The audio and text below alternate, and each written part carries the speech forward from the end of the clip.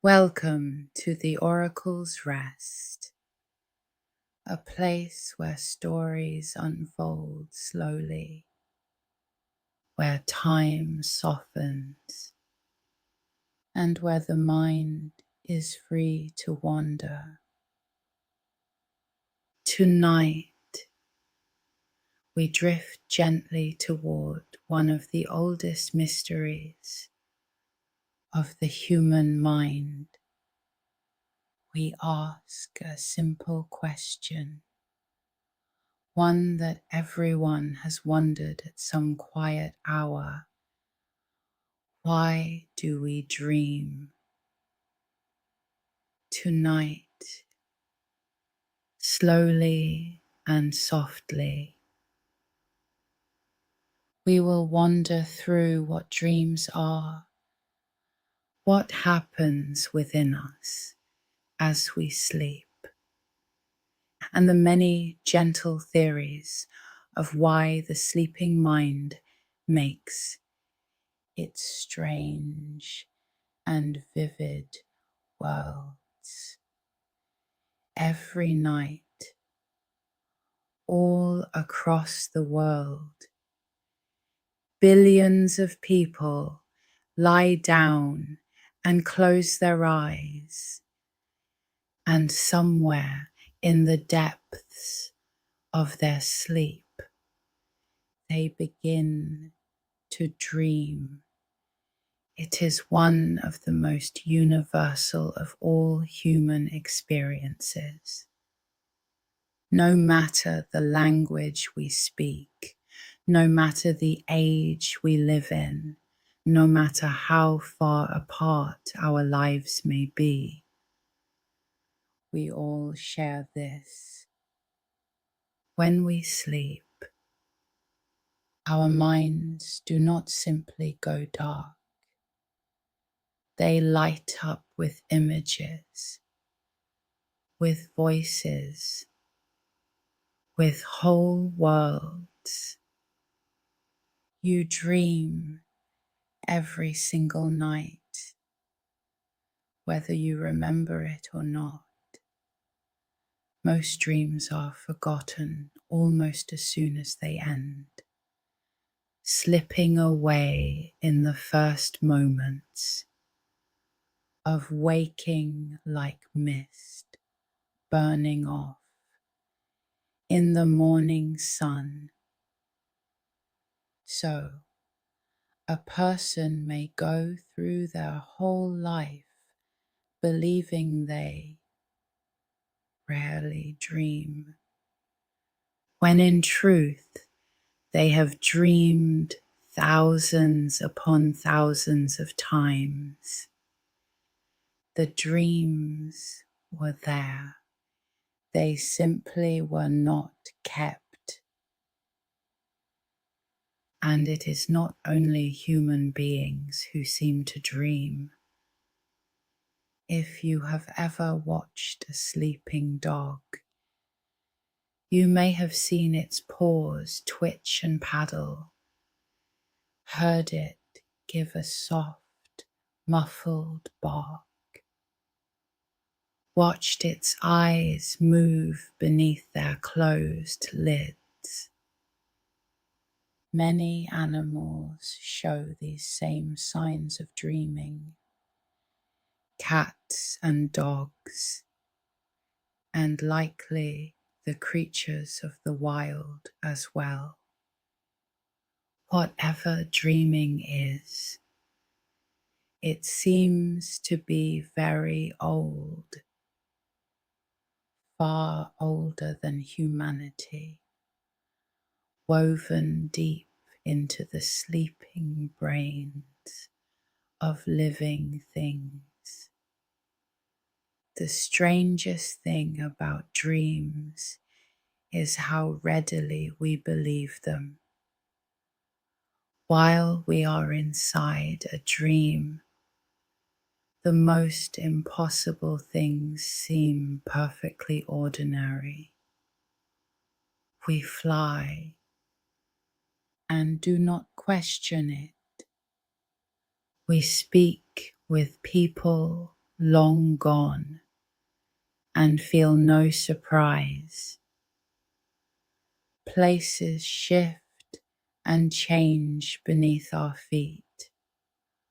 One room becoming another, one face becoming another, and we simply accept it, carried along as though it were the most natural thing in the world.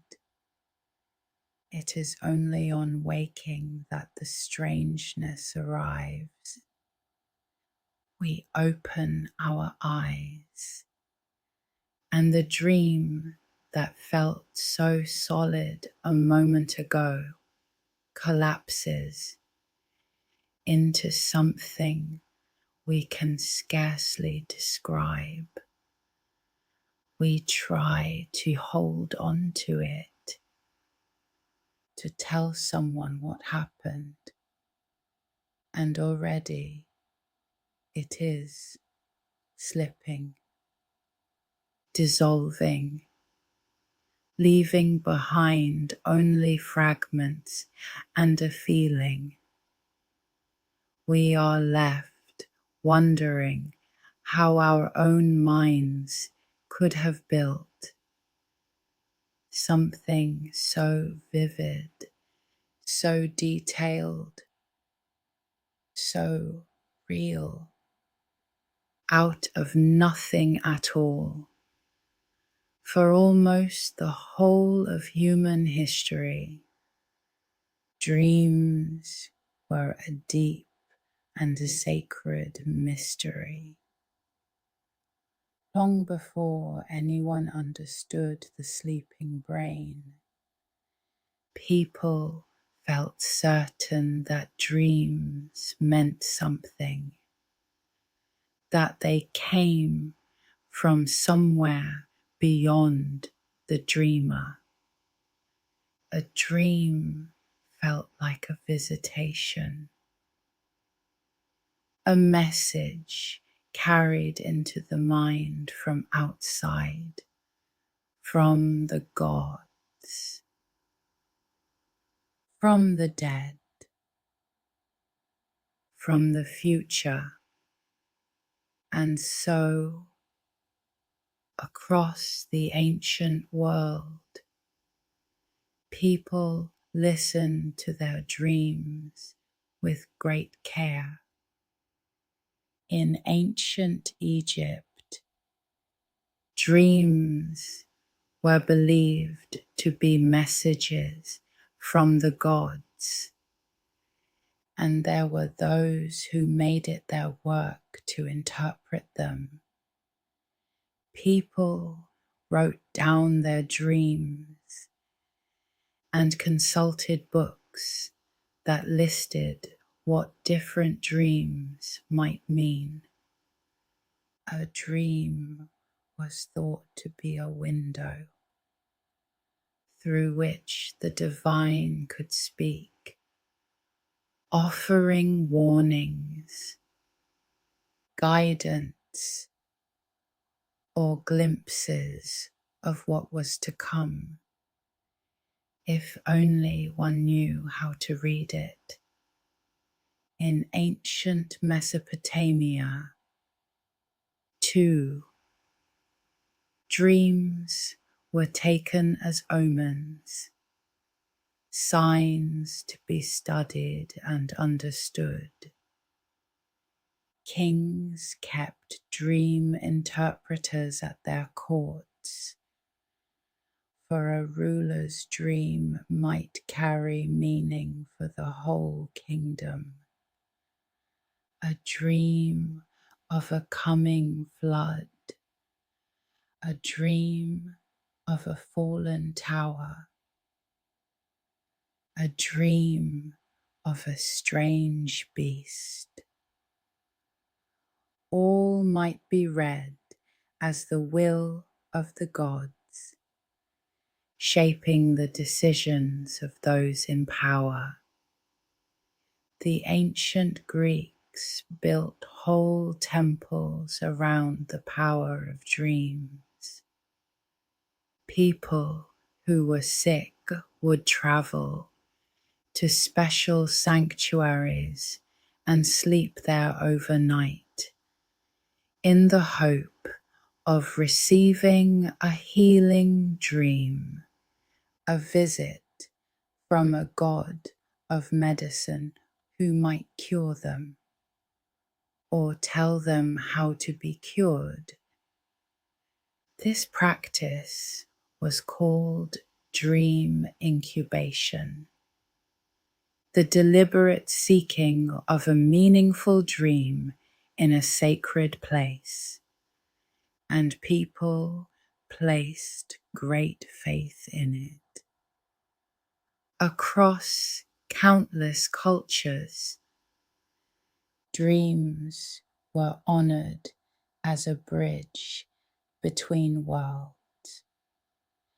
Many peoples believed that in dreams the soul could wander free of the body, traveling to distant places, meeting spirits, walking among the dead. Dreams were thought to carry prophecy, to give warnings, to reveal hidden truths. To dream was to step each night across the threshold into another and a deeper reality. And in a sense, that old wonder was not wrong, for a dream truly is a kind of journey into another world, even if that world is made within us rather than beyond us. The ancients were right to find dreams astonishing. They simply did not yet have the tools to look inside the sleeping mind and see what was happening there. That understanding would have to wait until very recent times. For all the thousands of years that people pondered dreams, the real turning point in understanding them came only a little over 70 years ago. It was in the 1950s, in a sleep laboratory, that scientists first began to watch the sleeping brain and body closely enough to uncover one of sleep's great secrets. And what they found changed everything we thought we knew about the night. Researchers studying sleepers noticed something remarkable. At certain times during the night, the eyes of a sleeping person would begin to dart back and forth rapidly beneath their closed lids, as though they were watching something unfold. At the same moment, the brain became unusually active, almost as active as it is in waking life.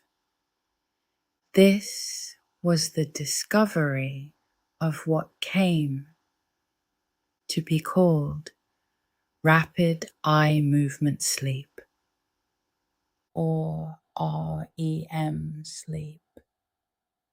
And when sleepers were gently woken during these periods of darting eyes and busy brains, they almost always reported the same thing.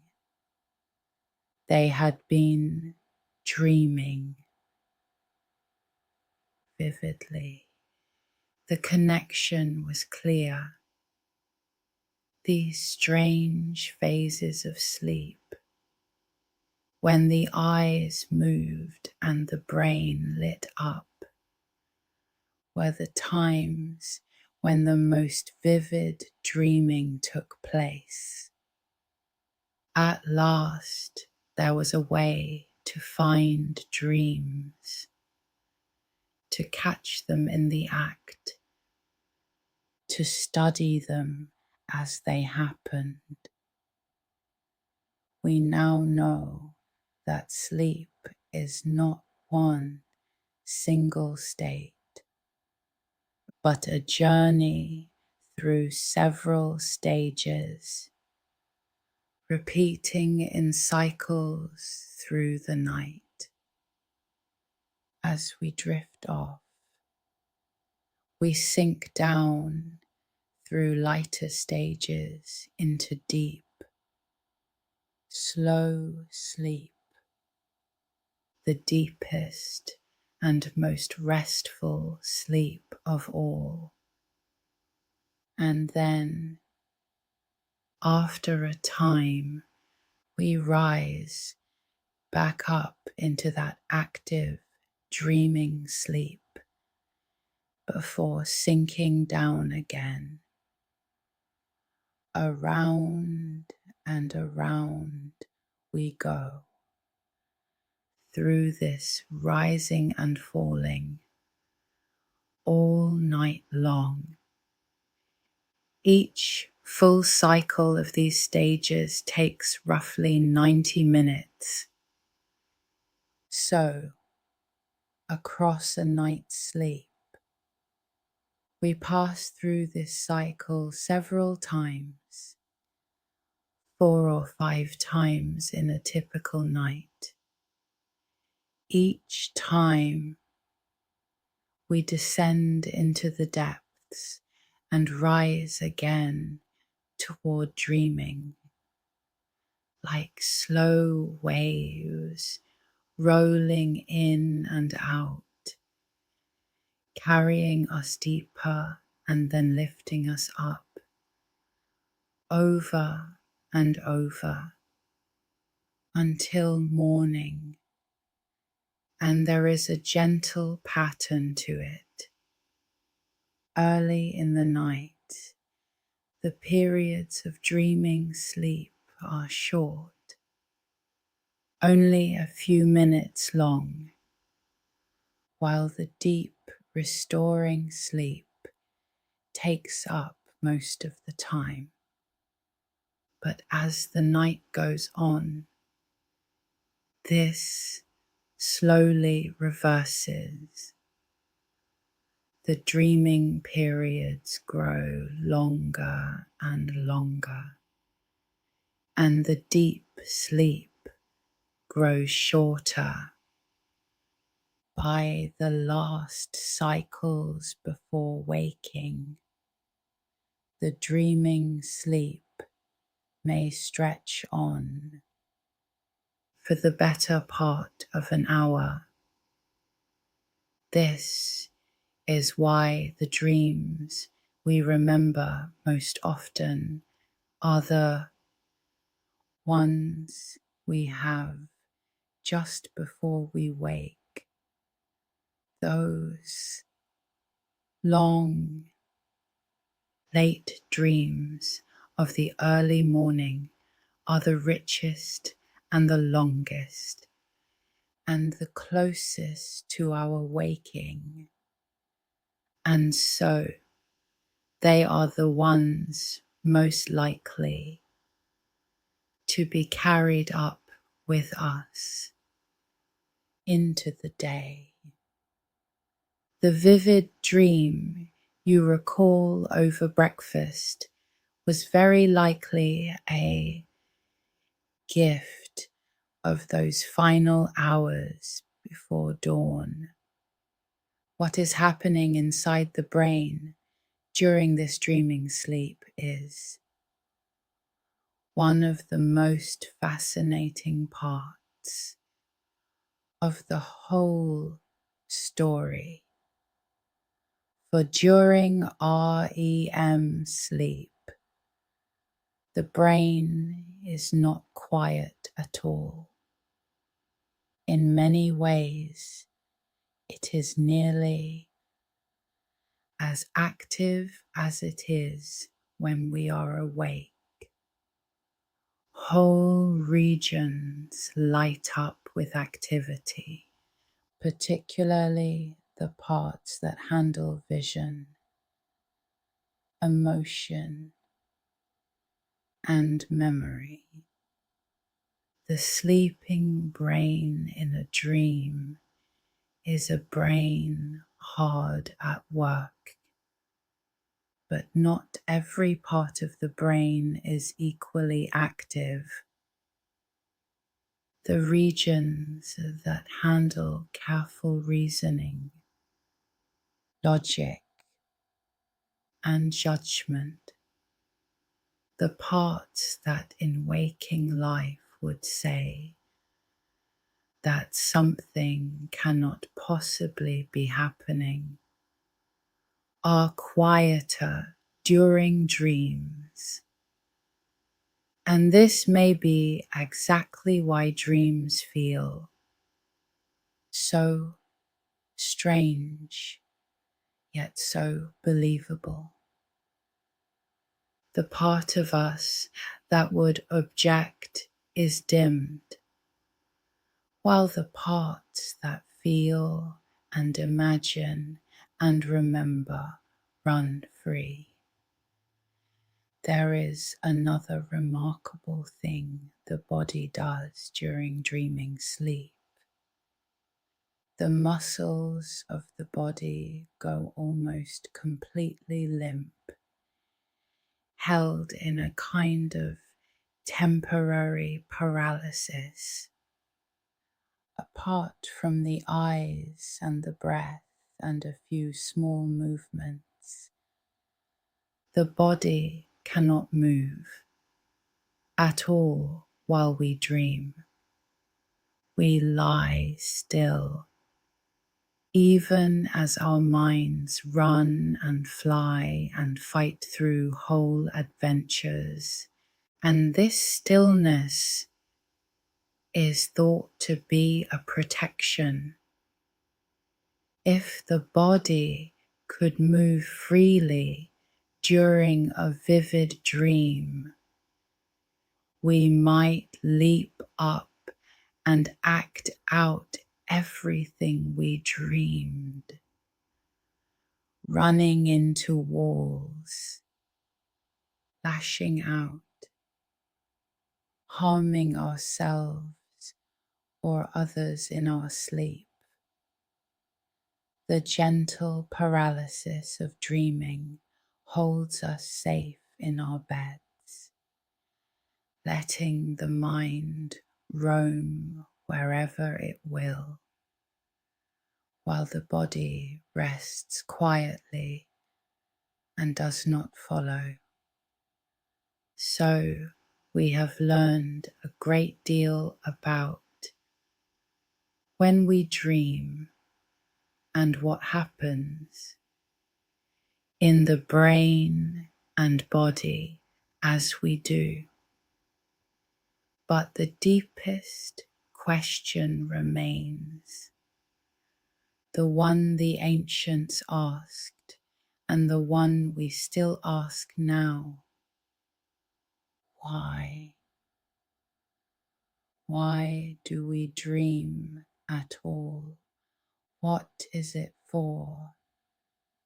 And here, even with all our modern knowledge, the honest answer is that we are still not entirely sure. There are many theories, each capturing perhaps a part of the truth.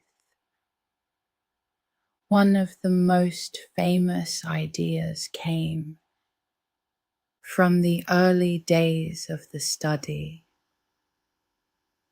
of the mind more than a century ago.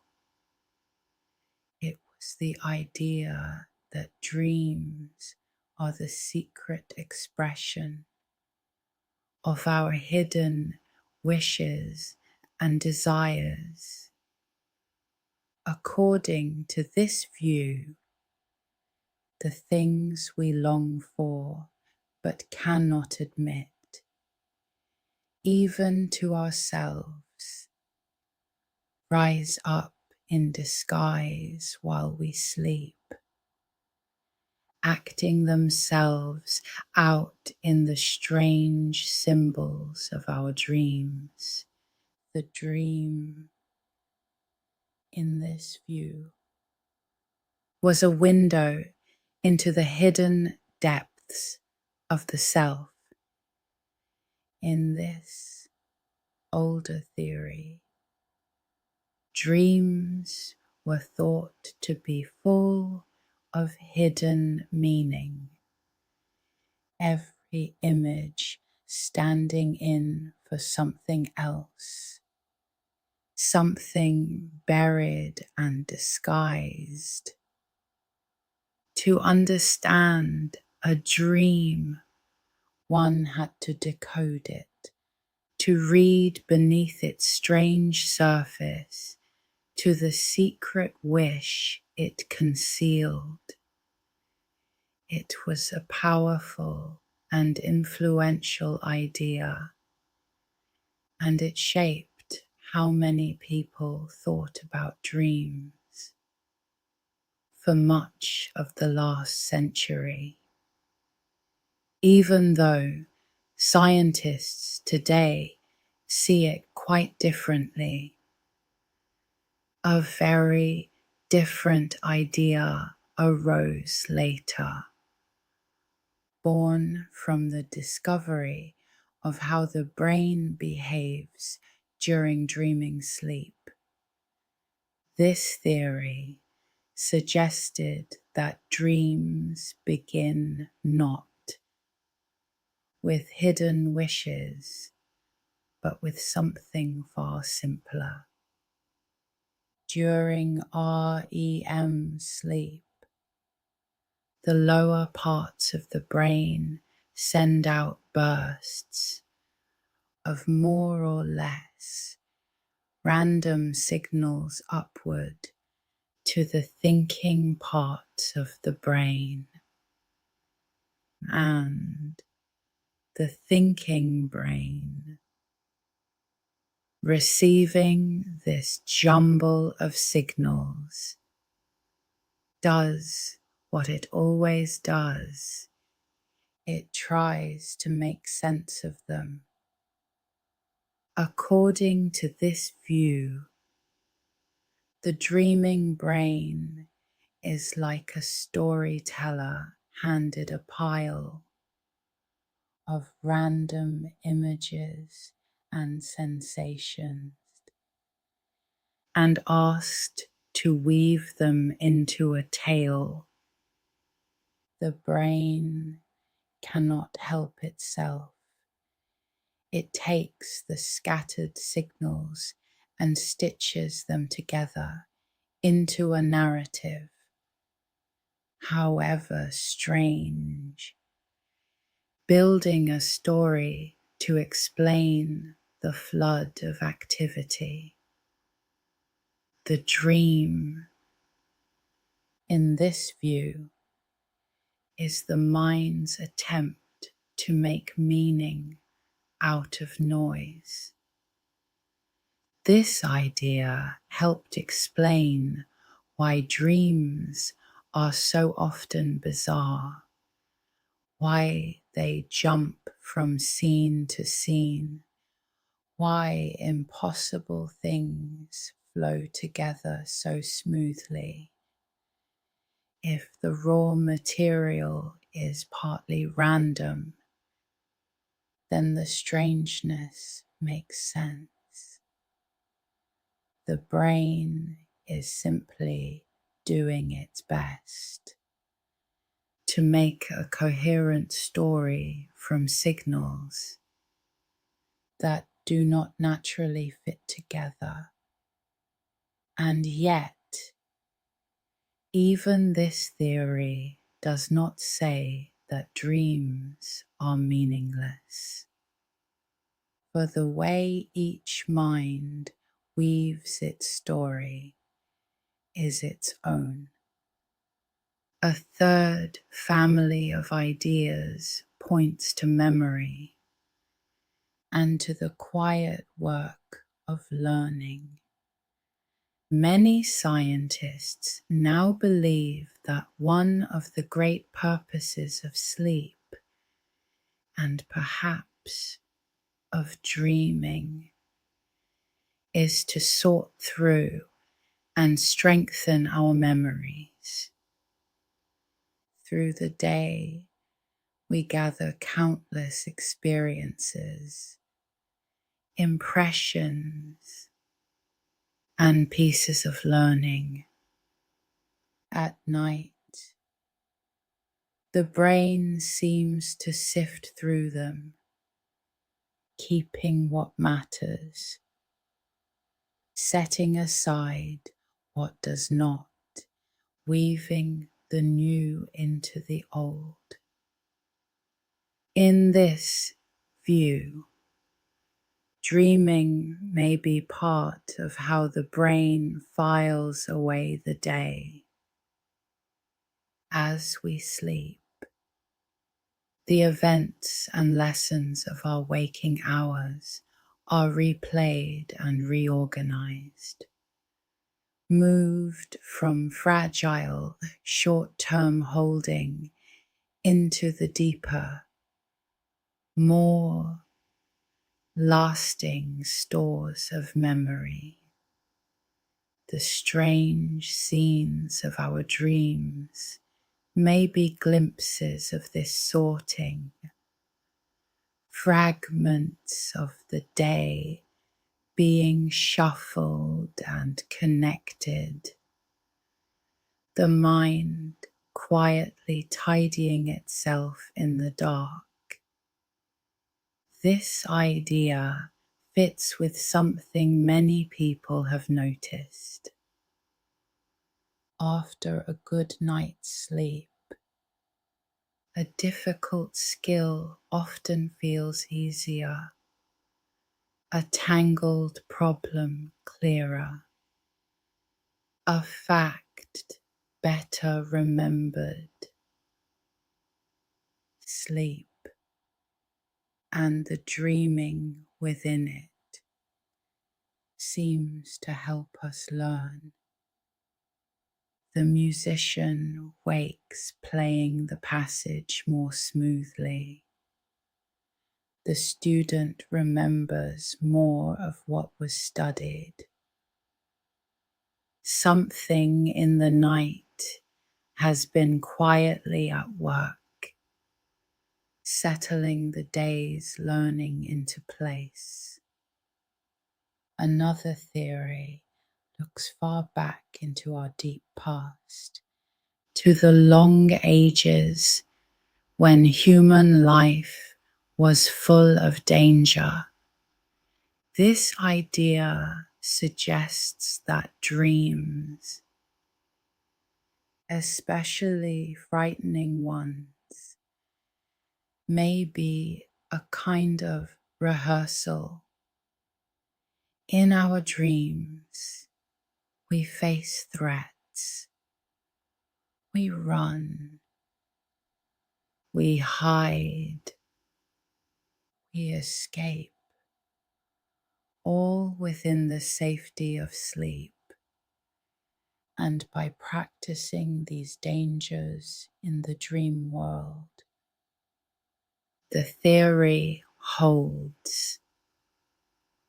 Our ancestors may have been better prepared to face them in the waking one. According to this view, the dreaming mind is a safe training ground. There, we can encounter the chase, the fall, the threat, the loss, and rehearse our responses without any real risk. The fear we feel in a dream is real fear, but the danger is not. And so we may sharpen our instincts and our reactions for the times when the danger is real, the nightmare.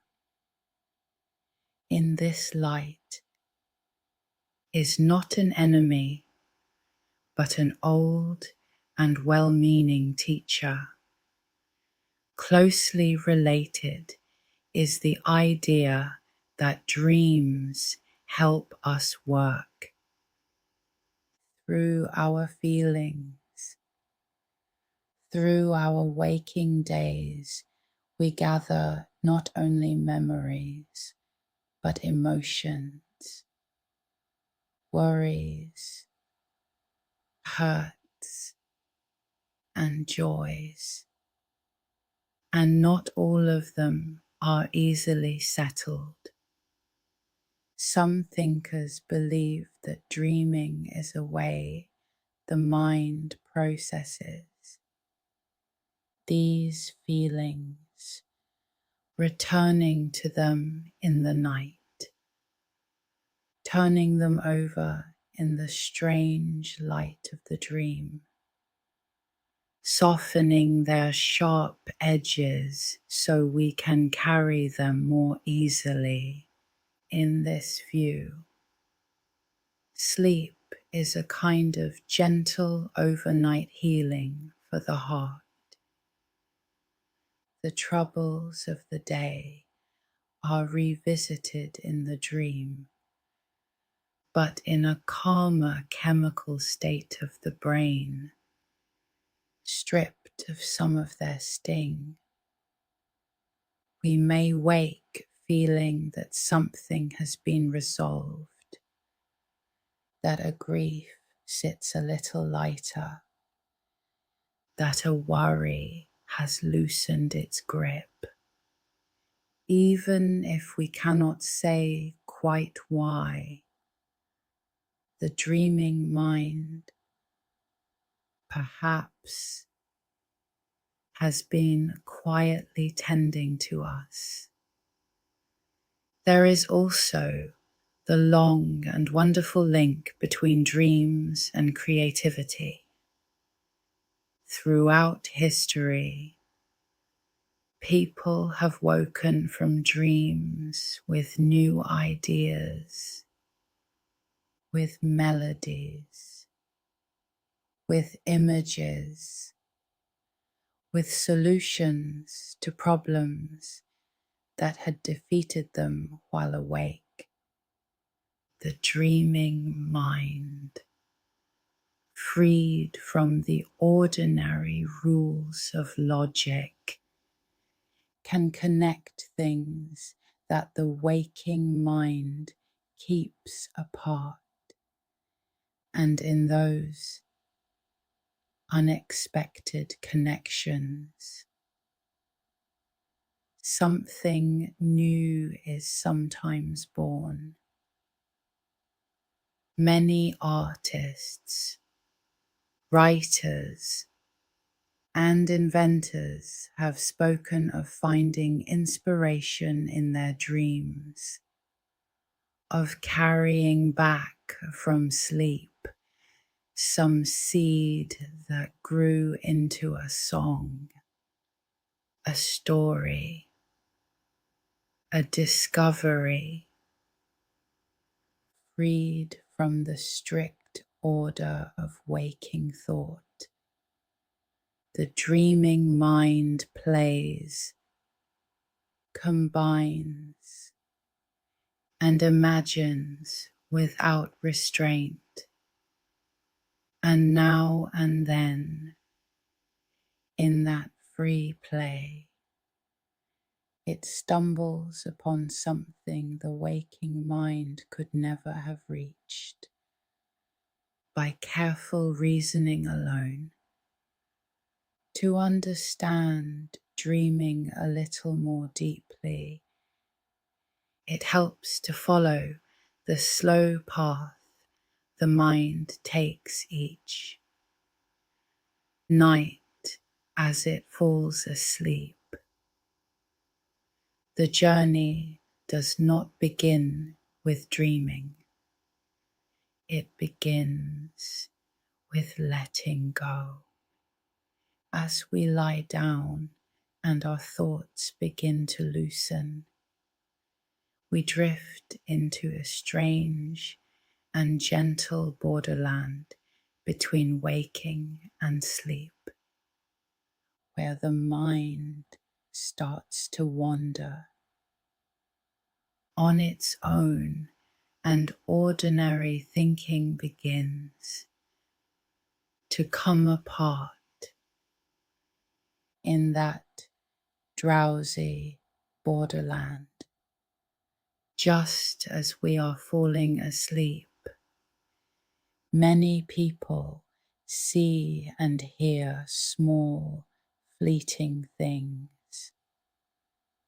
drifting images, half-formed faces, fragments of colour, snatches of voices or music, soft and shapeless thoughts that make no sense. These are the first faint stirrings of the sleeping imagination, the mind already beginning to loosen its grip on the real world. They come and go in moments, and we rarely remember them. Sometimes, on the very edge of sleep, the body gives a sudden jolt, a feeling of falling, a single sharp twitch that startles us half awake. Almost everyone has felt this. It is a harmless thing, a small hiccup in the machinery of falling asleep. The body and the sleeping brain briefly out of step. It passes in an instant, and we settle again and sink on down into sleep. The first true stage of sleep is the lightest, a shallow drifting in which we are easily woken, scarcely sure whether we have slept at all. From there, we sink into a slightly deeper stage, where the brain produces little bursts of activity, brief flurries that come and go. This second stage takes up a great deal of our night, a steady, quiet, middling sleep through which we pass again and again. Below these lies the deepest sleep of all, the slow, heavy sleep of the early night. Here the brain's activity slows into long, deep, rolling waves leaves, and the body does its quietest healing work. This is the sleep from which it is hardest to be woken, the sleep that leaves us groggy and confused if we are pulled from it too soon. It is deep and dark and still, and there is usually little dreaming here, or only vague and shadowy fragments. And then, after this deep descent, the mind rises again, up out of the depths, into that active, dreaming sleep where the eyes dart and the brain lights up. And so the night goes down into the deep and up into the dream, around and around, the slow tide of sleep carrying us through its stages until the morning comes. The vivid dreaming and the deep restoring rest take turns, each in its season through the night. The discovery that revealed all this came almost by accident. A young researcher watching sleeping people through the night noticed the curious darting of the eyes beneath the lids and connected it to the busy brain and to vivid dreams. The story goes that he first noticed these movements while watching his own young child sleep. From that simple observation grew the whole modern science of sleep and dreaming. Once scientists knew where to look, they could study dreams as never before. By gently watching the sleeping brain through the night, they could tell when a person had entered the dreaming sleep and wake them then to ask what they had been experiencing. In this way, the dream, that most private and fleeting of things, could at last be caught and described and compared, brought out of the dark and into the light of study. Part of what makes dreaming so strange may lie in the changing chemistry of the sleeping brain. As we move into dreaming sleep, the balance of the brain's messenger chemicals shifts.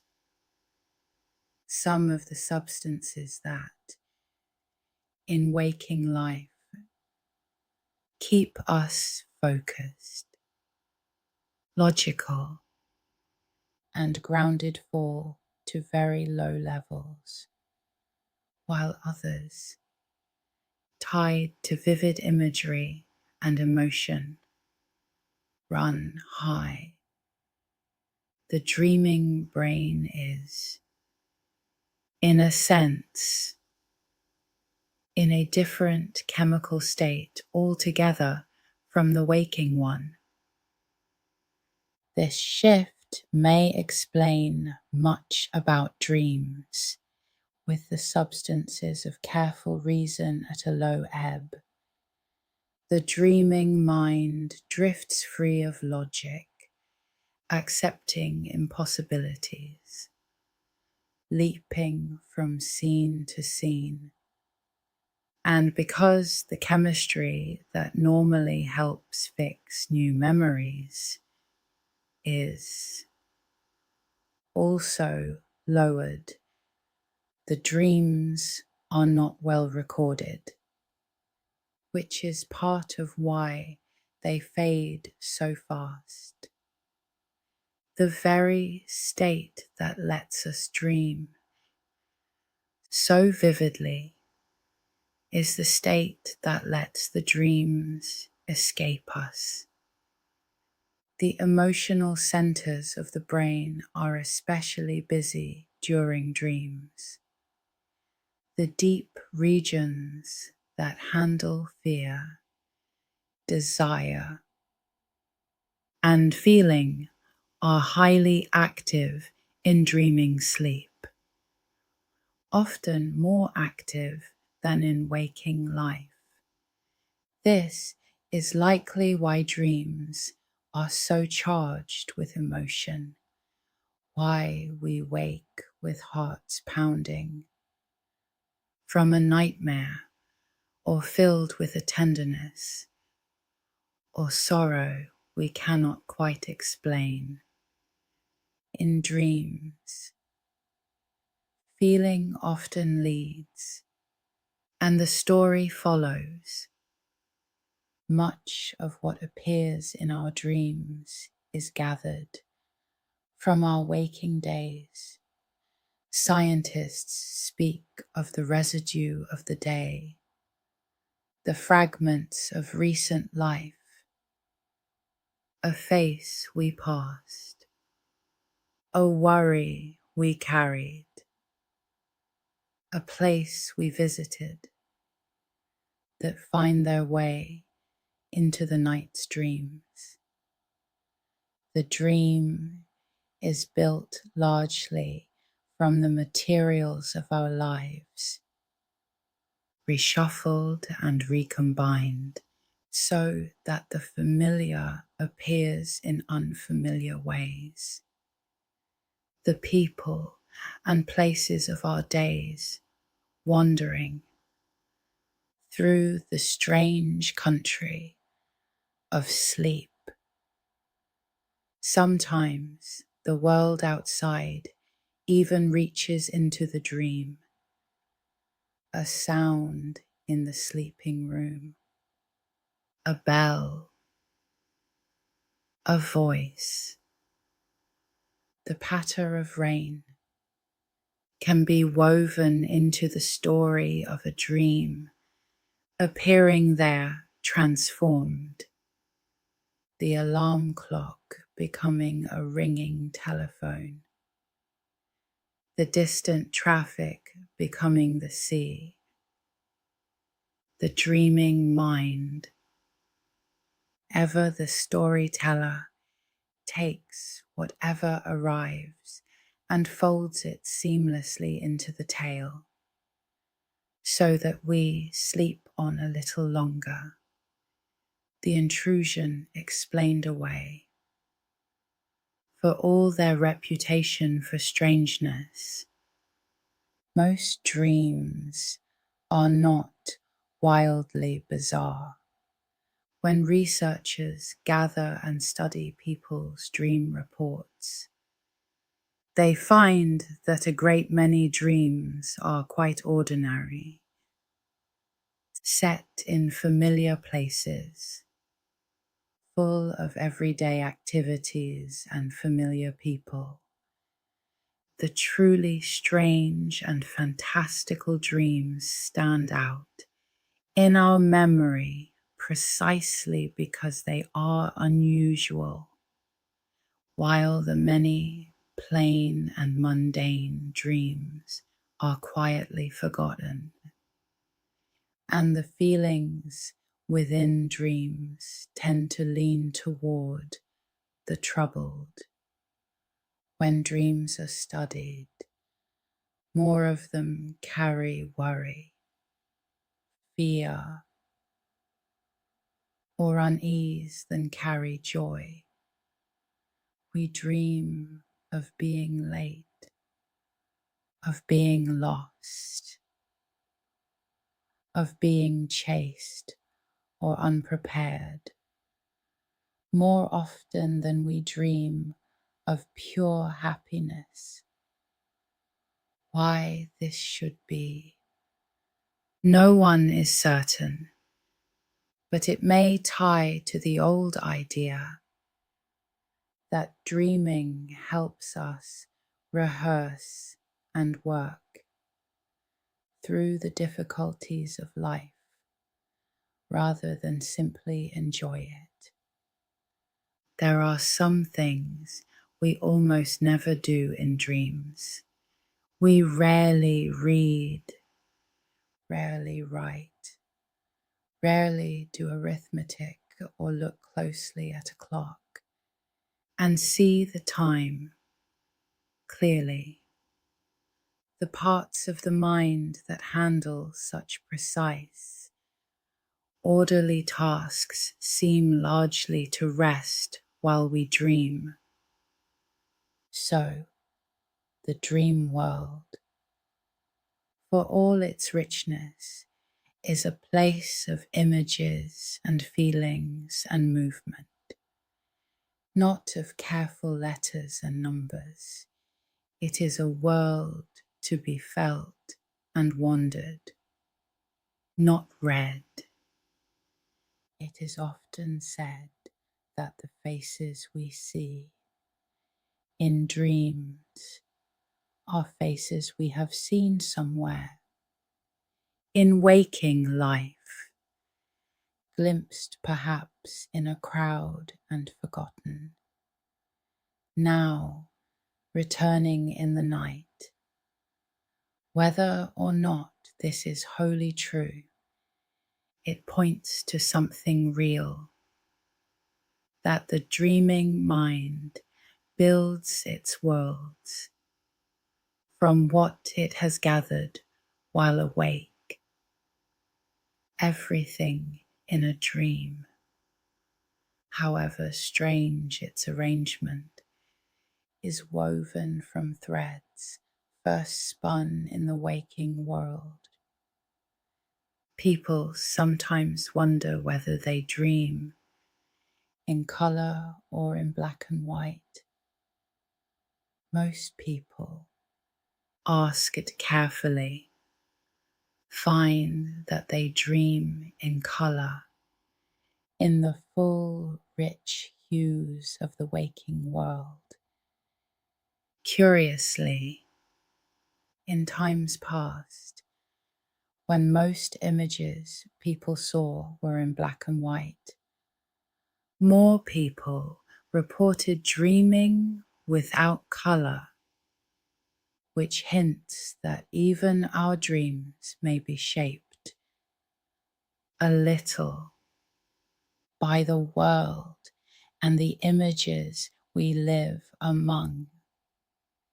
Now and then, a dream seems to come true, to foretell some event that later happens, and this can feel deeply uncanny. But we dream so many dreams, thousands upon thousands across a life, touching on so many possibilities that now and then one will happen to match a later event by chance. And those rare matches we remember vividly, while the countless dreams that came to nothing are forgotten. The feeling of prophecy is powerful, but it grows from coincidence and the way memory keeps the hits and drops the misses. There is a strange experience, on rare occasions, of waking from a dream while the body's sleeping stillness has not yet lifted, so that for a moment one lies awake but unable to move. This can be frightening, but it is harmless. Simply the gentle paralysis of dreaming sleep, lingering a few moments, past waking before it releases. It passes on its own within a short time, and then the body answers to us again, and all is well. Many people know the quiet wisdom of sleeping on a problem. Faced with a hard decision or a tangled difficulty in the evening, we often find it clearer in the morning, as though the night had worked on it for us. And in a way, it has. The sleeping, dreaming mind continues to turn things over, to make connections, to settle and sort, so that what seemed impossible at night can look quite different in the light of a new day. So, the dreaming mind is far from idle. Through the night, it sorts and files. It feels and heals. It rehearses and plays and solves, weaving the loose threads of our days into something whole. We lie still and quiet, seemingly doing nothing at all. And yet within us a great and patient work is carried on. The deep housekeeping of the mind, all through the long hours of the dark. One of the most puzzling things about dreams is how quickly we forget them. We may wake with a dream, vivid and complete in our minds, and within minutes it has all but vanished. By the time we have risen and begun the day, often nothing remains but a faint impression, a mood, a single image, or nothing at all. The dreams of a whole night can melt away before we have finished our first cup of tea. Why we forget so readily is itself a matter of study. It may be that during dreaming sleep, the brain is simply not in the right state to lay down lasting memories. The very chemistry that lets us dream may be the chemistry that lets the dreams slip away. In a sense, dreams may be designed to be forgotten, written in disappearing ink, meant to do their work in the night and then quietly fade. There is an old trick that helps a little. If you wish to remember your dreams, you must catch them in the very first moments of waking, lying still, holding the dream gently in mind before it scatters. Those who keep a notebook by the bed and write their dreams down at once often find they remember far more, simply because they caught them before they could dissolve. The dream is a delicate thing, and it must be held quickly or not at all, though every dream is the dreamer's own. Certain dreams seem to be shared by people everywhere, across the world, again and again. People report the same handful of dreams. The dream of falling, the dream of being chased, the dream of finding oneself somewhere important without being ready, unprepared for a test, or standing before others without the proper clothes. These themes appear in every culture as though they rose from something deep and common in us all. There is the dream of flying, that soaring, weightless delight of lifting into the air and moving freely above the world. There is the strange and unsettling dream of one's teeth crumbling or falling out. There is the dream of being lost, of searching for a room or a road one cannot find, of trying to run and finding one's legs heavy and slow.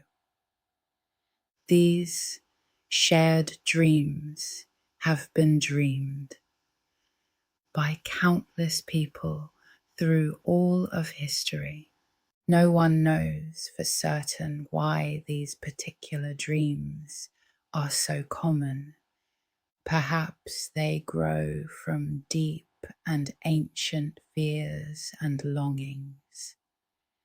The fear of falling, the fear of being pursued, the wish to rise above it all. Perhaps they reflect the worries that all human lives share, of being judged, of being unready, of losing what we hold.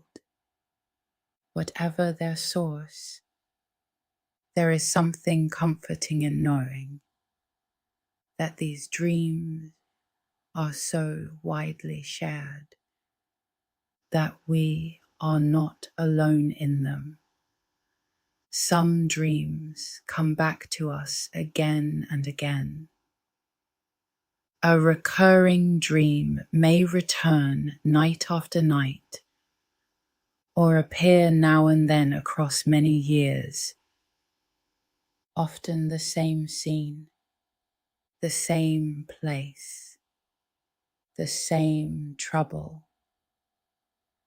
These repeating dreams are thought by some to point to something unsettled within us, some worry or feeling that has not yet found its rest, returning gently to be looked at once more, until at last it can be let go. And then there are nightmares, the frightening dreams that wake us with a racing heart. Nightmares are a natural part of dreaming,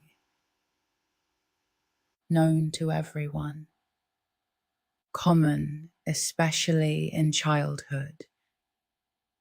Distressing as they are, they may serve a purpose, helping us face our fears in the safety of sleep, or working through the harder feelings of our lives.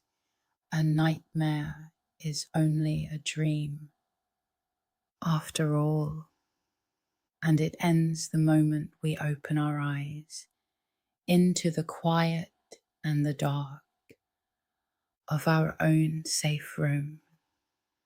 Children dream a great deal, and the nature of their dreams changes as they grow. Very young children seem to have simpler dreams, and only gradually, as they get older, do their dreams grow into the rich, story-filled adventures of later life.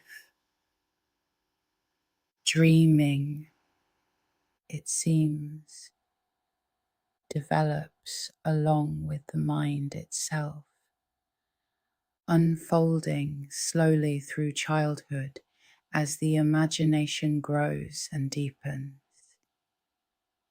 There is a rare and remarkable kind of dream in which the dreamer becomes aware that they are dreaming. This is called a lucid dream. In such a dream, a person realizes, while still asleep, that the world around them is not real, but a creation of their own mind. And sometimes they can even begin to shape it, to choose where to go and what to do. It is a strange meeting of the sleeping and the waking mind, the dreamer awake within the dream. Some people have lucid dreams now and then by chance, and a few learn to bring them about more often within a lucid dream.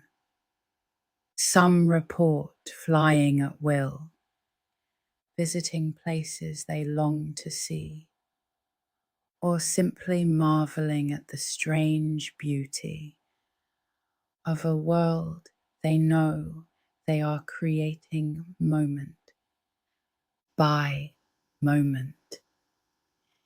It is one of the most curious of all the rooms in the great house of sleep, this knowing wakefulness inside the dream. Time itself behaves strangely in dreams. A dream may seem to last for hours, holding whole journeys and long stretches of life. And yet, the dreaming period it occupied may have been only minutes long. The sense of time within a dream is loose and flowing, stretching and folding in ways our waking minds would never allow. We can live what feels like a whole evening, a whole day, even longer, in the space of a short dream. Most of our dreams are richly visual, filled with images and faces and places, seen as vividly as if our eyes were open. But dreams can hold other senses too. We hear voices and music in dreams. We feel touch and movement, and sometimes, more faintly, taste and smell. The dreaming mind can build a whole world that reaches nearly all the senses, drawing on everything we have ever known of the waking world. And those who cannot see in waking life still dream, though their dreams may be made of different things. People who were born blind or who lost their sight early often dream not in pictures but in sound, in touch, in feeling and movement.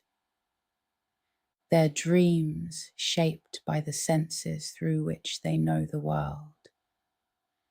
The dream takes whatever materials the dreamer has and builds its worlds from those. Dreaming belongs to everyone in their own way. When you add up all the time we spend dreaming, the total is astonishing. We dream for something like 2 hours of every night, and over the course of a long life, that comes to several years spent entirely in dreams. Years of our lives are lived in those invented worlds, in adventures we mostly do not remember. A whole hidden lifetime unfolding within the lifetime we know. Think of it. Somewhere in the sum of your years are several whole years of dreaming, of flying and falling, of meeting and parting, of strange landscapes and impossible events, almost all of it now forgotten. A vast secret country lies within each of us, visited every night and rarely recalled. A quiet wilderness of the mind that we will wander all our lives and never fully map. The modern study of dreams began with a famous thinker who believed that dreams were the royal road into the hidden mind, the disguised voice of our secret wishes. For all that science has since moved on from many of his particular ideas, he opened the door, making dreams a serious subject of study and insisting that they carried meaning worth seeking. His influence shaped a whole century of thinking about the night. One of his students came to see dreams quite differently, and his view has its own gentle appeal. He believed that dreams were not chiefly about hidden, shameful wishes, but were messages from a deeper part of ourselves, guiding us toward balance and wholeness. Dreams, in his view, showed us what we had neglected or not yet understood, speaking in the old language of symbol and image to help us grow. He also believed that certain images and figures appear in the dreams of people everywhere, across all cultures and ages, rising from something deep and shared in the human spirit. The wise old guide, the shadow, the great mother, the journey, these patterns, he thought, were common to us all, surfacing in dreams as they do, in myths and stories, the world over.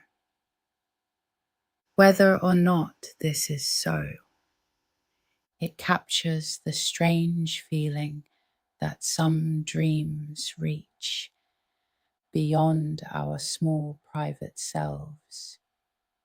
Today, scientists are cautious about reading every dream as a coded message to be decoded, yet most would agree on something gentler and quite likely true. Our dreams reflect what matters to us, the people we love, the things we fear, the problems we are turning over, the feelings we carry. A dream may not be a secret message in cipher, but it is, in its own way, a mirror of the dreamer's inner life. This sense that dreams carry meaning is ancient and worldwide.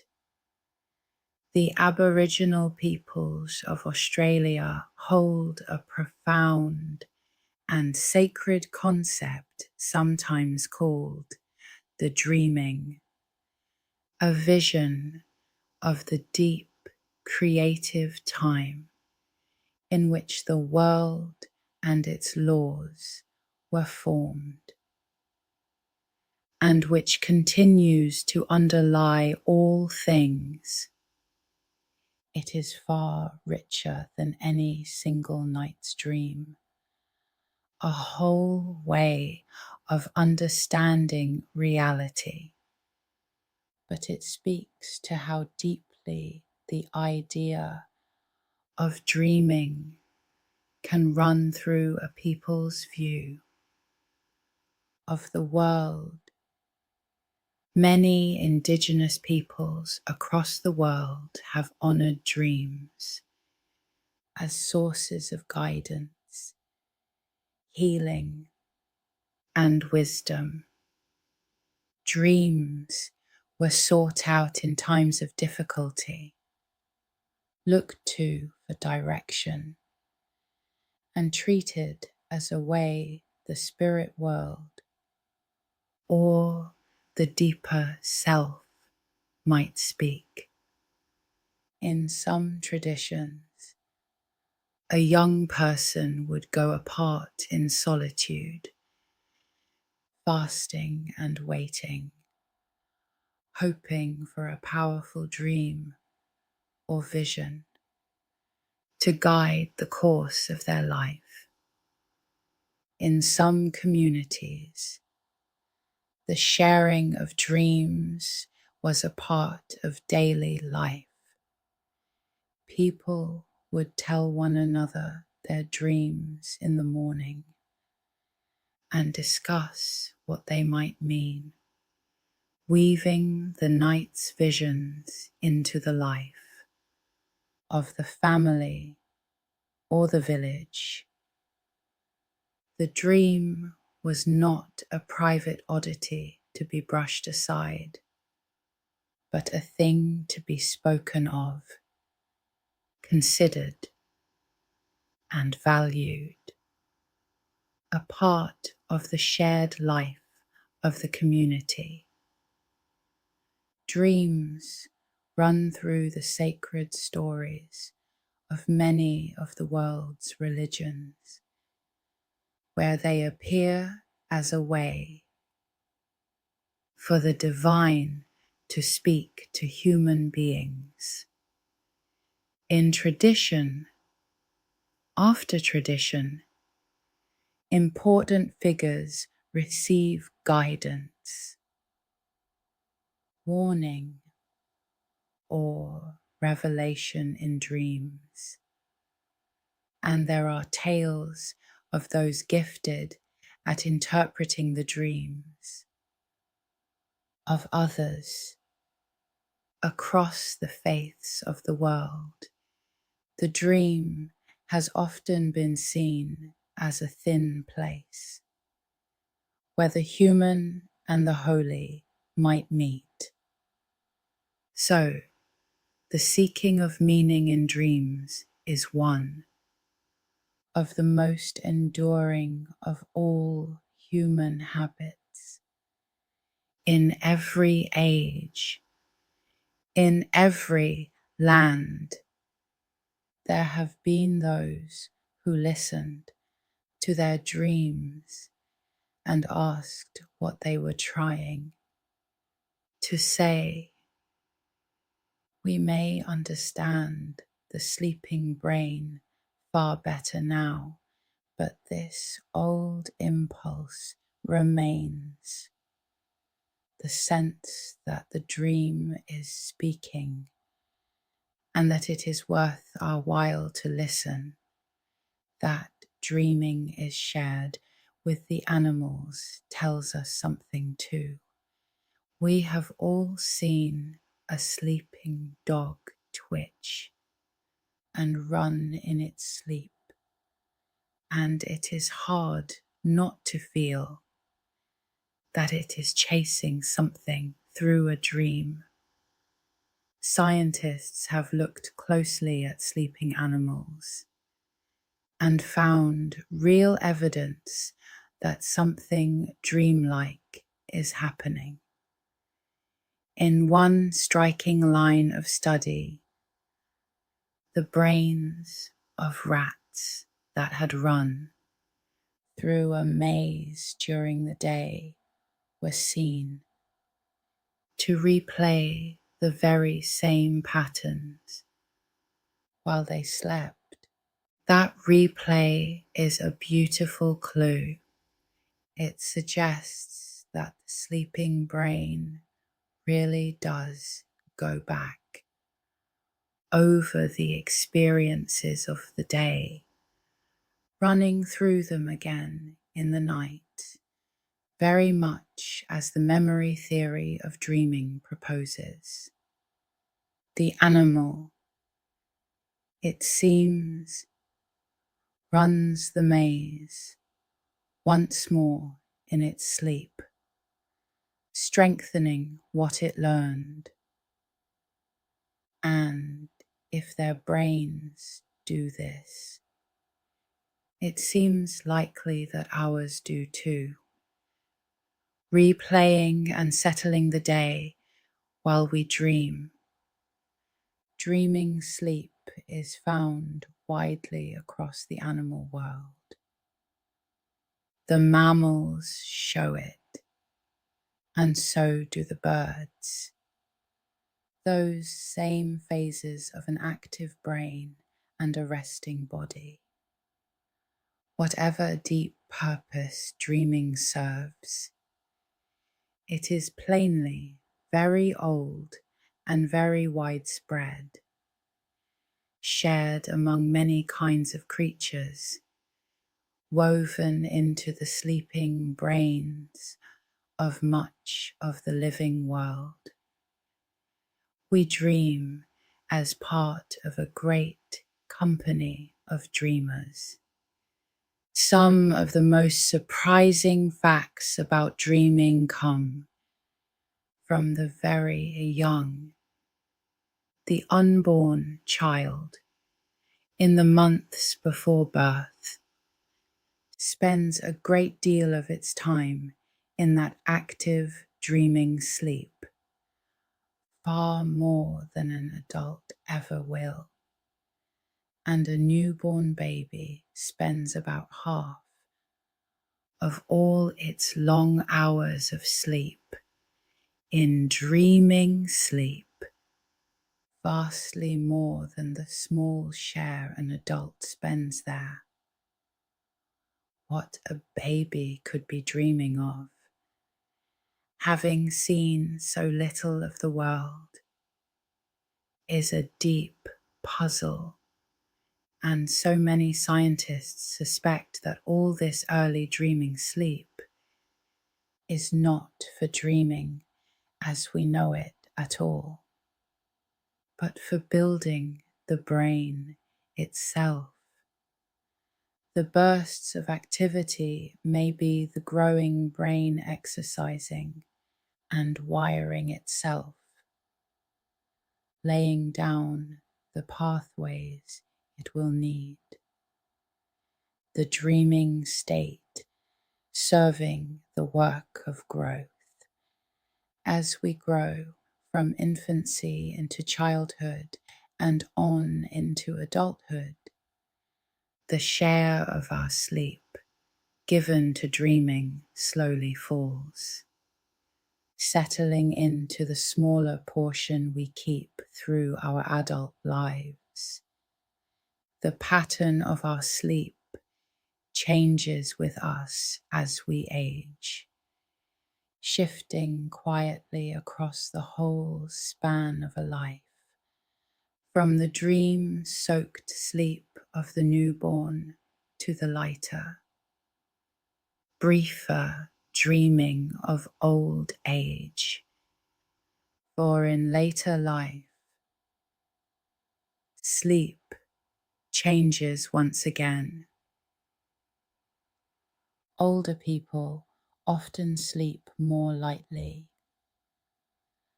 wake more easily, and spend somewhat less time in the deepest sleep and in dreaming.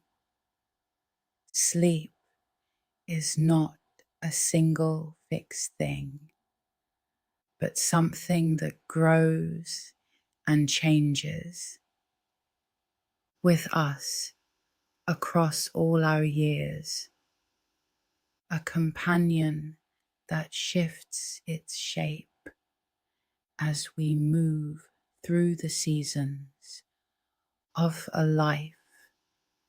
A few things can be gently told apart from dreaming, for they are often confused with it.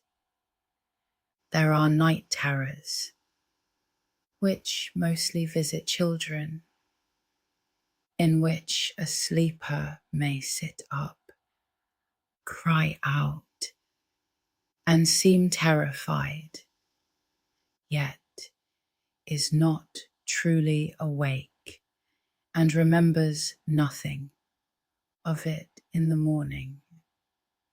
These rise not from the dreaming sleep, but from the deepest sleep, and despite how alarming they look, the child is unharmed and untroubled by them afterward.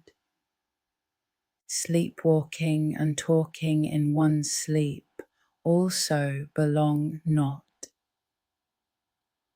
to the dreaming sleep, but to the deep sleep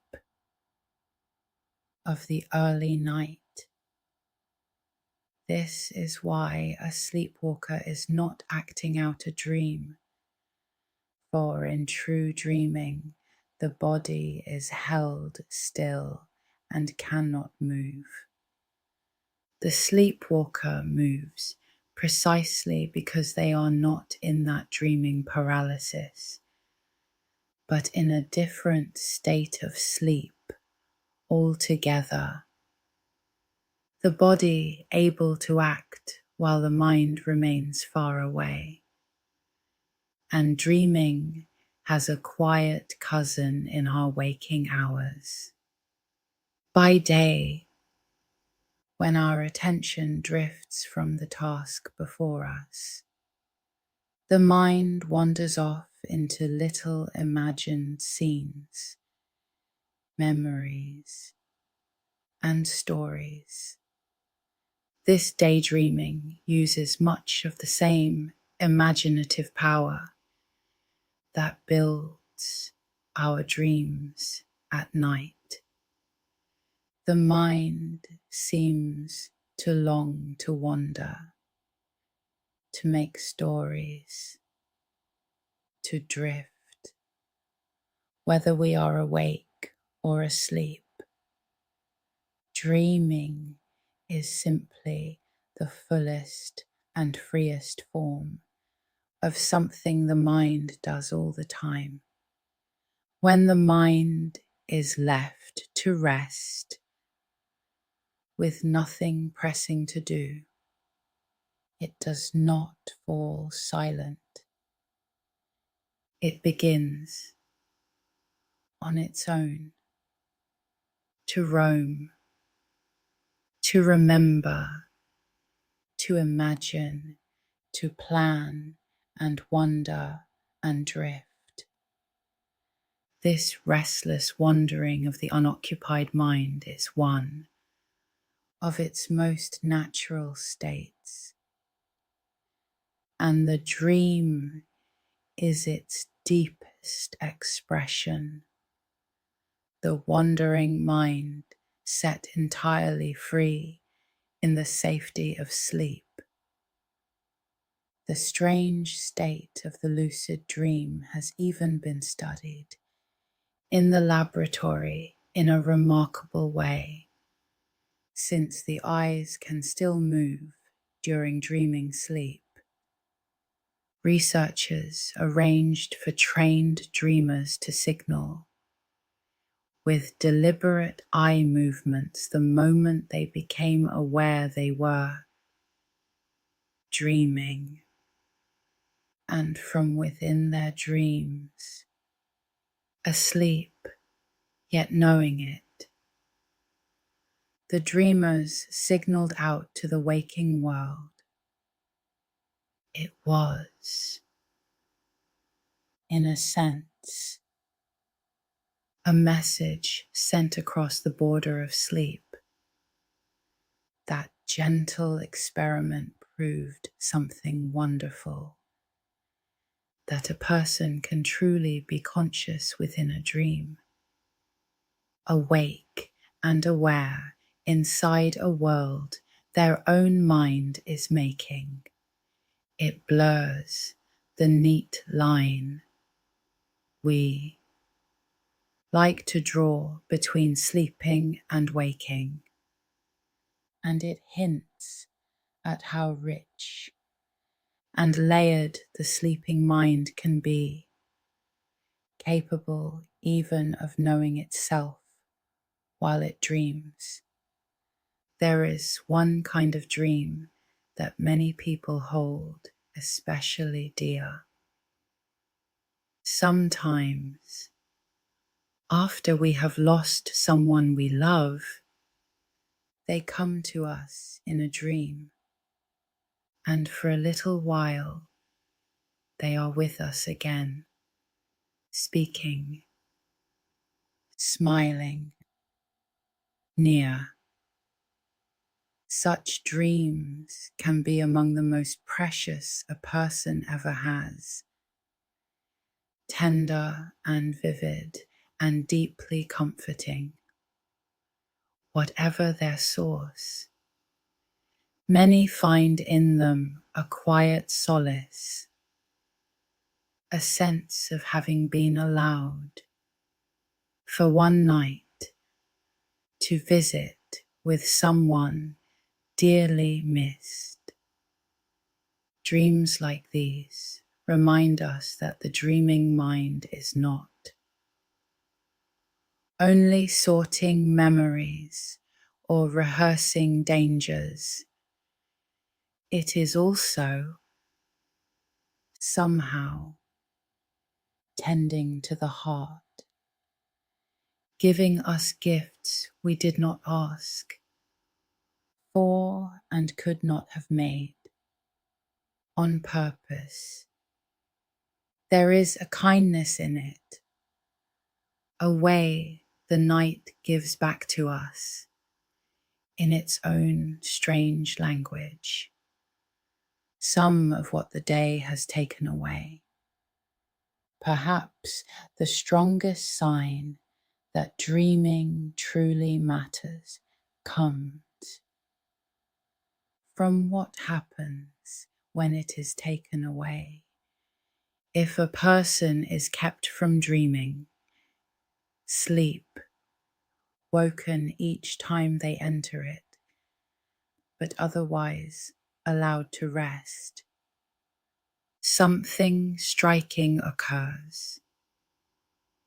The next time they sleep undisturbed,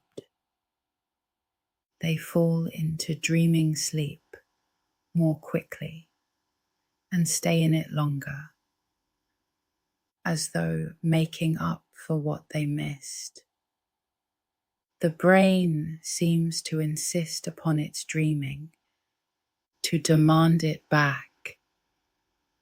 Whatever dreaming is for, the mind appears to need it. This hunger for dreaming hints that it is no idle accident of sleep, but something the brain actively requires.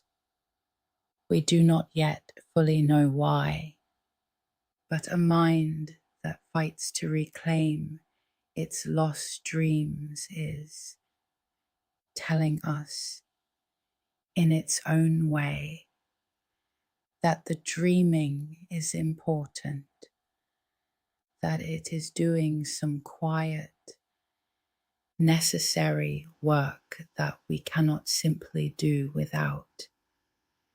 Part of that work may be the gentle settling of our feelings.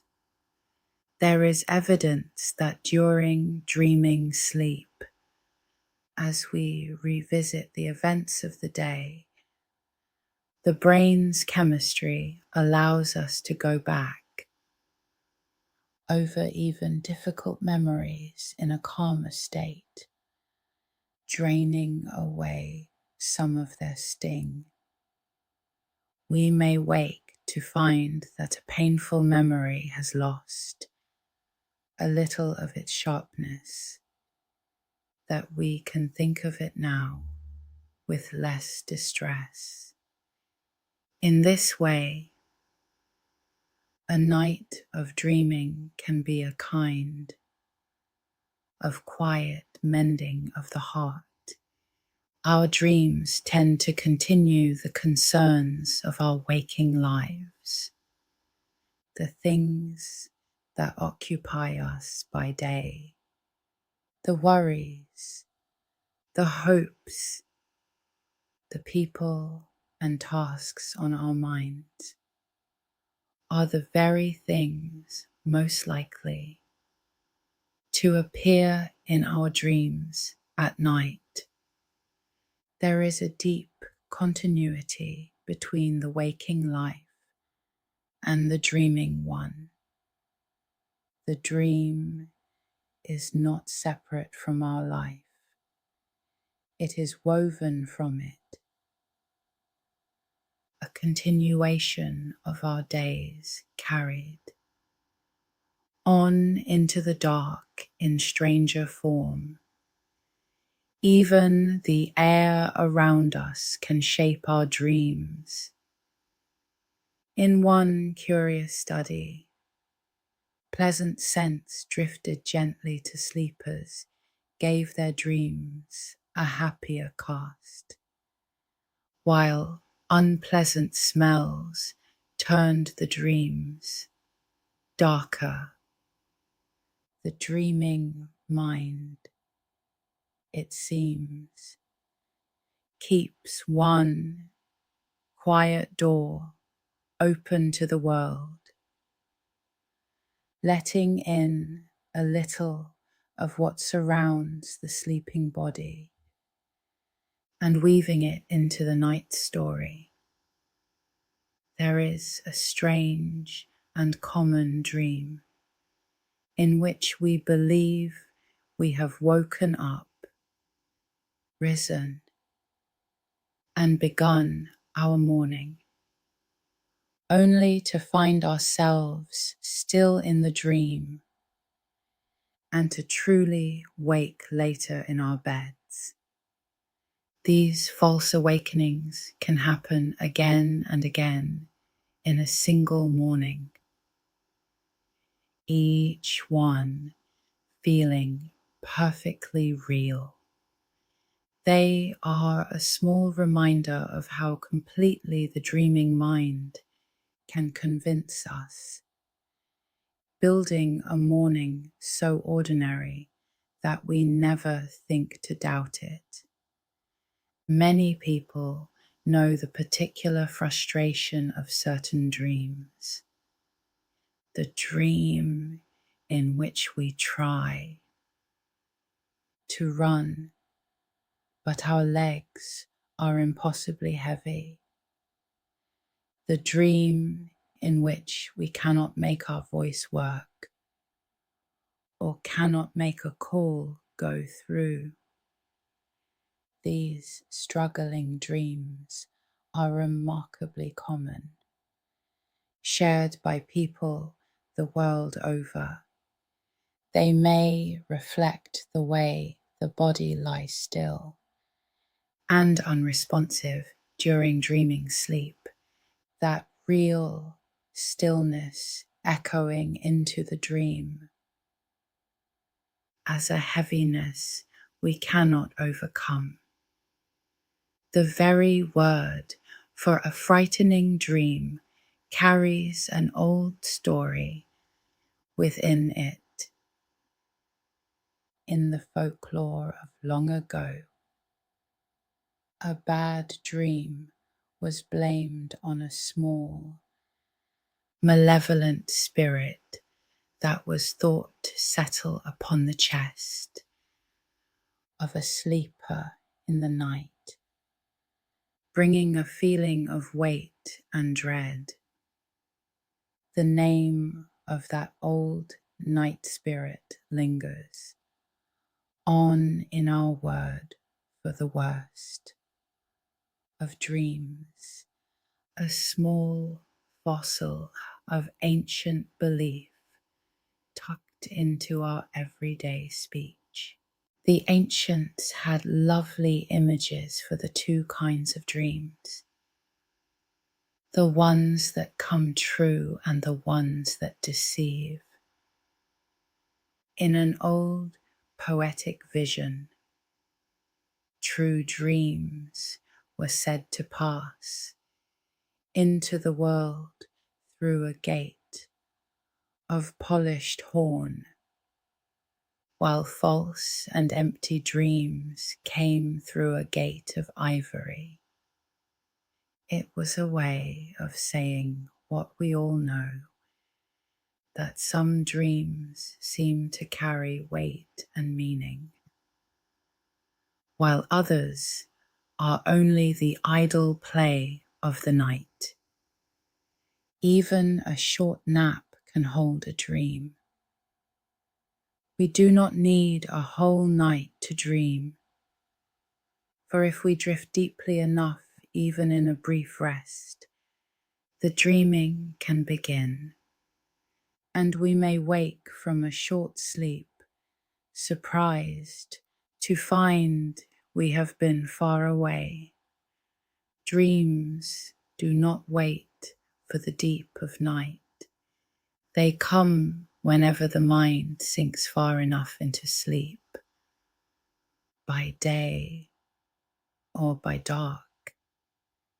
And just as there are drifting images as we fall asleep, there are sometimes lingering ones as we wake, fragments of dream that hover for a moment.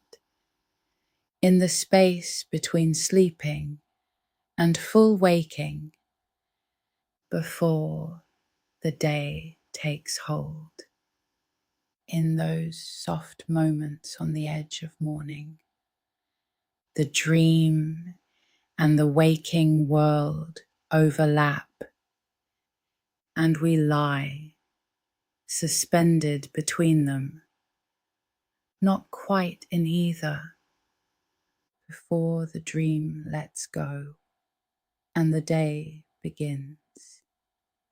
In nearly all our dreams, we ourselves are present, usually as ourselves, seeing the dream unfold from within, through our own eyes. The dream is our own story, told from the inside, with the dreamer always somewhere at its center. It is a world made entirely within one mind, and yet it can feel as wide and as peopled as the waking world, full of others who are, in truth, all woven from the one dreamer's own depths. Certain places return to us across many dreams over many years. A childhood home, a familiar street, a school, a landscape half real and half invented. These recurring settings become a kind of private geography of the dreaming mind, places we visit again and again.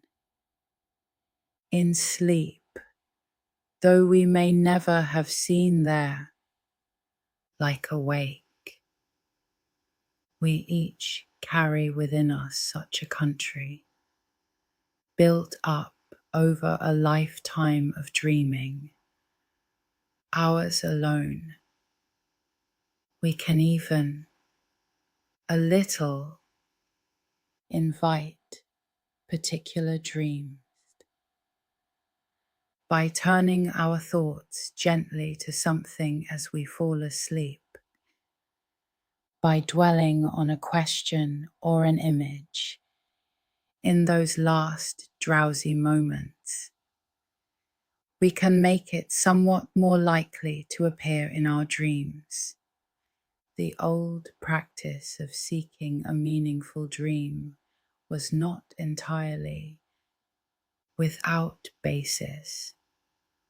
What we carry into sleep can shape, in part, where the dreaming takes us. So, the more we learn of dreams, the more they seem to do, and the more wonderful they become. They settle our memories and soothe our feelings. They rehearse and they play. They continue our days and tend our hearts.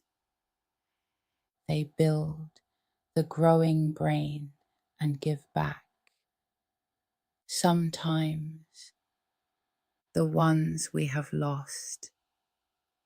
All of this, every single night, in the quiet dark, asked of us not at all, given freely while we rest.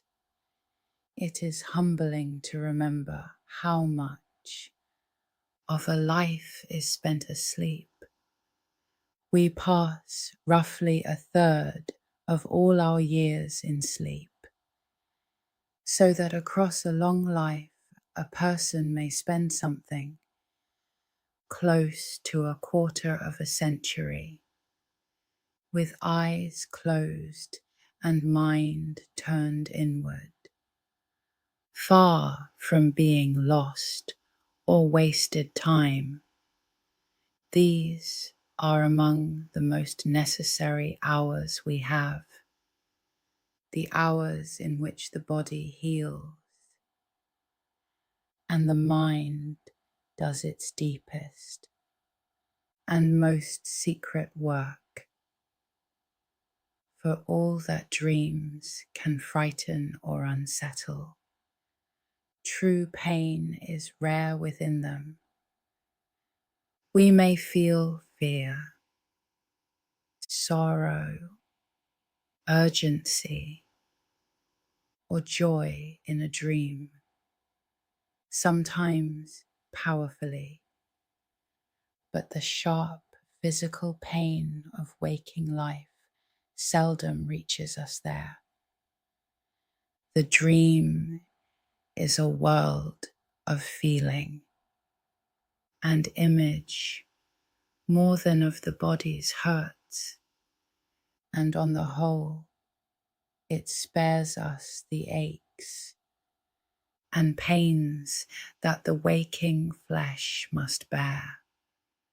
Sometimes the dreams of a single night seem to follow one another, returning to the same places or carrying on the same themes, so that the separate dreams of the night feel loosely joined, like chapters of one long and shifting story. Through the 4 or 5 times we rise into dreaming across a night, the mind may circle back again and again to what is on it, exploring the same ground from new directions. There are those who believe that dreaming may help knit together our very sense of who we are. Each night, the mind gathers the threads of our days, our memories, our feelings, our hopes and fears, and weaves them in the dark. And perhaps in that weaving, it quietly tends the long, continuous story of the self, the sense of being one person moving through time. We may wake in some small way, more wholly ourselves than when we lay down. And there is a deep comfort in knowing that this is something we all share, the king and the child, the people of long ago and the people of today.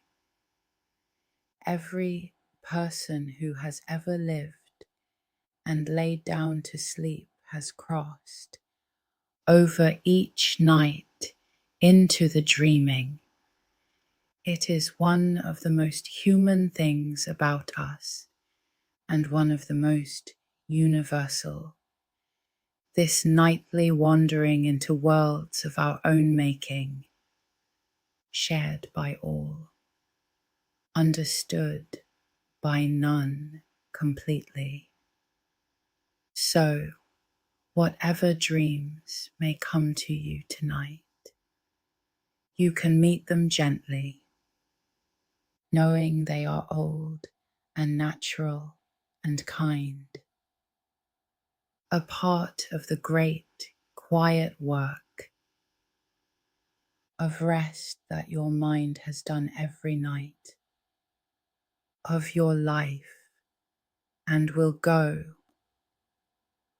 on doing faithfully in the dark. Part of the magic of the dreaming mind is the way it links things together, freed from the strict order of waking thought.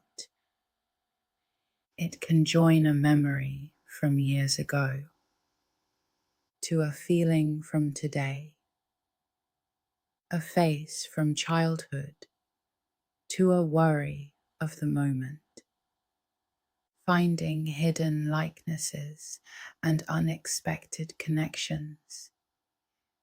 In this nightly weaving, New experiences are tied into the older web of all we know. And now and then, in that joining, an insight is quietly born.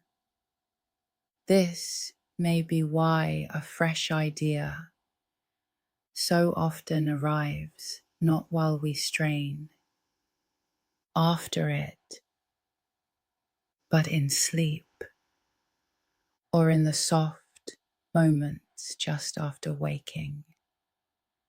The dreaming mind has been wandering among our memories in the night, trying combinations the waking mind would never dare.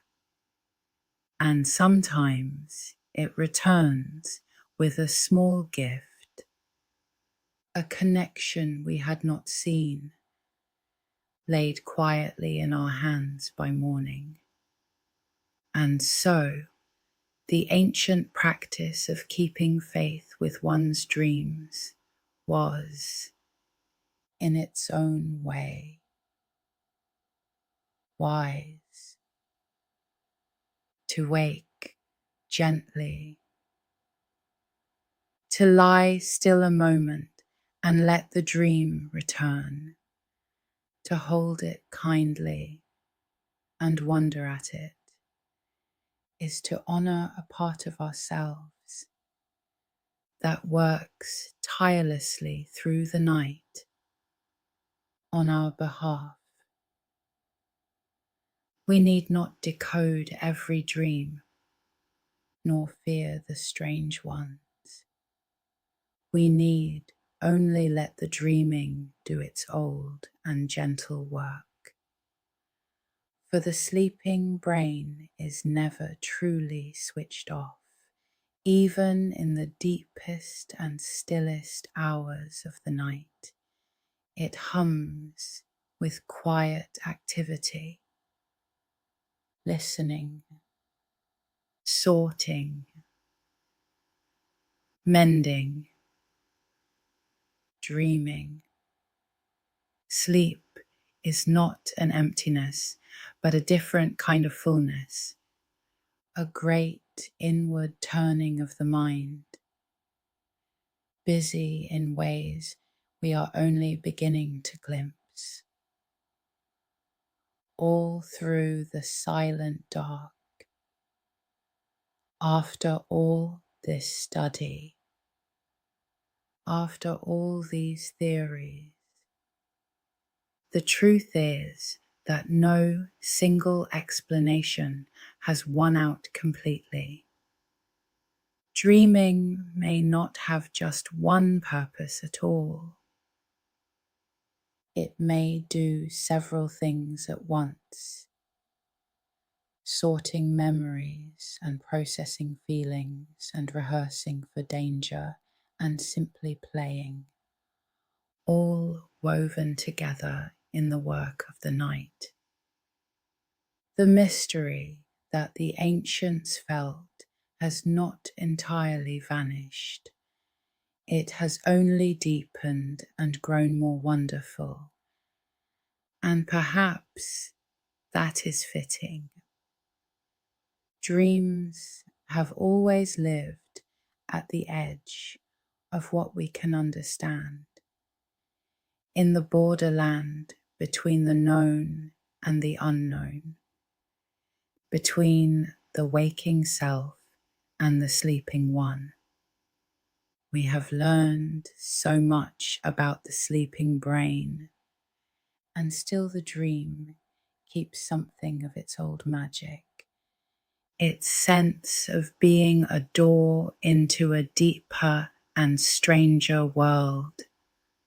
Some mysteries are not made smaller by being studied. They are made larger. What we can say is gentle and reassuring. Dreaming is natural. It is universal. It is something the mind has done for as long as there have been minds, something that seems to help us, to heal us, to teach us in ways we are only beginning to understand. Every night, as you let go of the day and sink into sleep, your mind will do this old, deep, mysterious thing, as it always has, as it always will.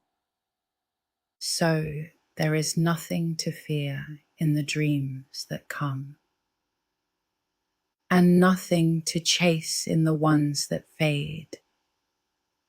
They are simply part of the great rhythm of rest, rising and falling through the night like slow waves, carrying you down into the depths and lifting you gently toward morning. You need do nothing at all. The dreaming will take care of itself, as it has every night of your life. And so, as the night deepens, you can let the questions go. Let the theories settle and grow quiet. There is no need to understand it all. There is only the soft descent into sleep, the slow waves rising and falling, the mind beginning, all on its own, to drift and to wander and to dream. The body grows still. The breath grows slow. The thoughts loosen and begin to drift apart. The room is dark and quiet around you. The night stretches long and gentle ahead, and somewhere within, the old dreaming is already beginning to stir, down through the lighter reaches of sleep, down into the deep and restful dark, and later, gently, up again toward the dreaming, where the strange and lovely worlds are waiting, asking nothing, only to be wandered through a while. The waves rise and fall. The dark grows soft. The mind lets go of the day at last, drifting now, sinking now, down into sleep, into the quiet, into the dreaming, and the long, gentle, breathing dark of the night.